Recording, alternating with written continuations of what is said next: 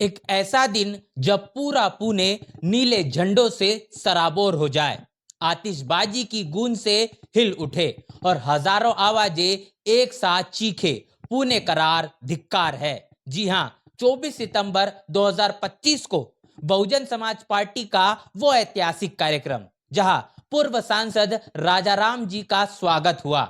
लेकिन यह सिर्फ एक इवेंट नहीं, बल्कि बहुजन आंदोलन की नई चिंगारी है। क्या आप जानते हैं कि यह धिक्कार दिवस आखिर क्यों मनाया जाता है? चलिए इतिहास से शुरू करते हैं। एक ऐसा इतिहास जो बाबा साहब के संघर्षों से जुड़ा है और वो संघर्ष आज भी हमें झंझोरता है। दोस्तों, 24 सितंबर 1932 को वो काला दिन जब पुणे करार पर दस्तखत हुए। यह समझौता महात्मा गांधी और डॉक्टर बाबा साहब अम्बेडकर के बीच येरवड़ा जेल में हुआ था। लेकिन पहले इसका बैकग्राउंड समझिए। 1932 में ब्रिटिश सरकार ने कम्युनल अवार्ड घोषित किया, जिसमें दलितों, वंचितों और अस्पृश्यों को अलग निर्वाचन मंडल मिला, यानी अपनी अलग वोटिंग सिस्टम, ताकि वो ऊंच नीच के बिना बाधा के अपना प्रतिनिधि चुन सके। बाबा साहब ने इसे बहुजन समाज के लिए ऐतिहासिक जीत बताया, क्योंकि इससे राजनीतिक सशक्तिकरण संभव होता।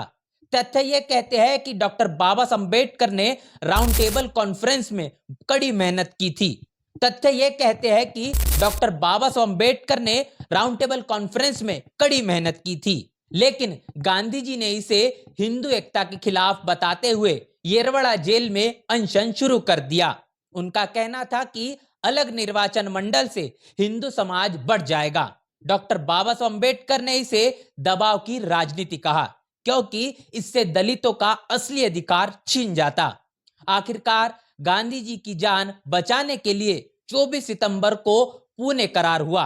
इसमें अलग निर्वाचन मंडल खत्म कर दिया गया और हिंदू वोटरों में ही 148 आरक्षित सीटें बढ़ा कर दी गई। लेकिन ये सीटें भी सामान्य हिंदू उम्मीदवारों से लड़नी पड़ती, जिससे दलितों का वर्चस्व कम हो जाता। इतिहासकारों के अनुसार, जैसे कि इंडियन सेक्युलरिज्म किताब में शबनूम तेजानी ने लिखा कि यह करार दलित सशक्तिकरण की राह में बड़ा झटका था। बाबा साहब ने बाद में कहा कि यह गांधी की राजकीय चाल थी, जिसने हमारे दो महत्वपूर्ण अधिकार छीन लिए। आज बहुजन समाज पार्टी से धिक्कार दिवस मनाती है, ताकि नई पीढ़ी भूल न जाए कि हमारे अधिकार कैसे छीने गए। लेकिन रुकिए, यह इतिहास सिर्फ दर्द नहीं बल्कि प्रेरणा भी है। अब आते हैं 24 सितंबर 2025 पर पुणे का येरवड़ा अन्ना भाऊ साठे सभागृह, वो जगह जहां 1932 का करार हुआ था।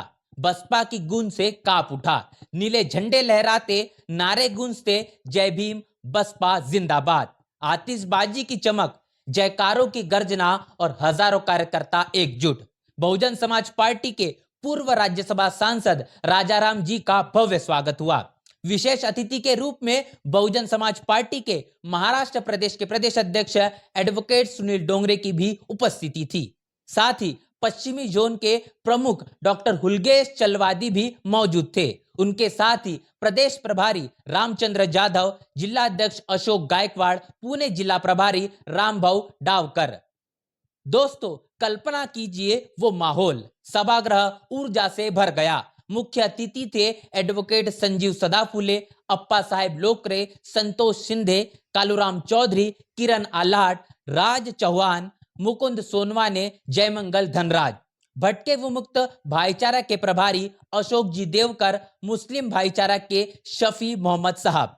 कार्यक्रम की शुरुआत में छत्रपति शिवाजी महाराज, महात्मा ज्योतिबा फुले, माता सावित्रीबाई फुले, छत्रपति राजश्री शाहू महाराज, डॉक्टर बाबा साहब अम्बेडकर, माता रमाई और अन्नाभाऊ साठे की छाया चित्रों को नमन किया गया। यह महानायकों का नमन था, जो हमें सिखाता है कि संघर्ष कभी व्यर्थ नहीं जाता। यह सिर्फ मीटिंग नहीं बल्कि बहुजन एकता का प्रतीक था। लेकिन असली धमाका तो राजाराम जी के संबोधन में था। सुनिए आगे। बसपा पूर्व राज्यसभा सांसद राजाराम का जोशीला भाषण। 24 सितंबर का पुणे करार धिक्कार दिवस हमें डॉक्टर बाबा साहब अम्बेडकर की उस ऐतिहासिक लड़ाई की याद दिलाता है। उन्होंने दलित, वंचित और पिछड़े समाज को राजनीतिक अधिकार दिलाने के लिए अंग्रेज सरकार से अलग निर्वाचन मंडल की मांग की, लेकिन कांग्रेस और गांधी ने वो अधिकार छीन लिए। राजाराम जी ने याद दिलाया कि कम्युनल अवार्ड बहुजनों के लिए स्वर्णिम अवसर था, लेकिन पुणे करार ने उसे कुचल दिया। इतिहासकार बताते हैं कि इससे दलित सीटें बढ़ी, मगर स्वतंत्र प्रतिनिधित्व खत्म हो गया। फिर उन्होंने भावुक होकर कहा, आज युवाओं का कर्तव्य है कि वे बूथ से लेकर विधानसभा तक संगठन को मजबूत करे। बहुजन आंदोलन के लक्ष्य हासिल करने का समय आ गया है। उसके बाद प्रदेश अध्यक्ष एडवोकेट सुनील डोंगरे ने पुणे जिले की समीक्षा की, कार्यकर्ताओं को संगठन विस्तार का गुर बताया। लेकिन दोस्तों, ये कार्यक्रम सिर्फ भाषणों का नहीं था, ये युवाओं के लिए एक संदेश था। सुनिए कैसे। कार्यक्रम में सिर्फ बड़े नाम ही नहीं, बल्कि हर समुदाय की आवाज थी। एडवोकेट सुनील डोंगरे ने पुणे जिले में बीएसपी की प्रोग्राम की समीक्षा की। कितने नए बूथ बने, कितने युवा जुड़े। उन्होंने कहा, संगठन विस्तार से ही हम सत्ता तक पहुंचेंगे। दोस्तों, यह कार्यक्रम साबित करता है कि बहुजन समाज पार्टी सिर्फ राजनीतिक पार्टी नहीं, बल्कि एक जिंदा आंदोलन है। पुणे करार का धिक्कार हमें सिखाता है कि अधिकार आसानी से नहीं मिलते, उन्हें छीनना पड़ता है, और ताकत युवाओं में है। राजाराम जी ने सही कहा, बूथ लेवल से शुरू करो, विधानसभा तक पहुंचो। कल्पना कीजिए, अगर लाखों युवा नीले झंडे के नीचे एकजुट हो तो क्या होगा। वो बदलाव जो बाबा साहब का सपना था, समानता, न्याय, सशक्तिकरण। ये दिवस युवाओं को याद दिलाता है कि उनका संघर्ष, उनकी ताकत ही आंदोलन को नई ऊंचाई पर ले जाएगा।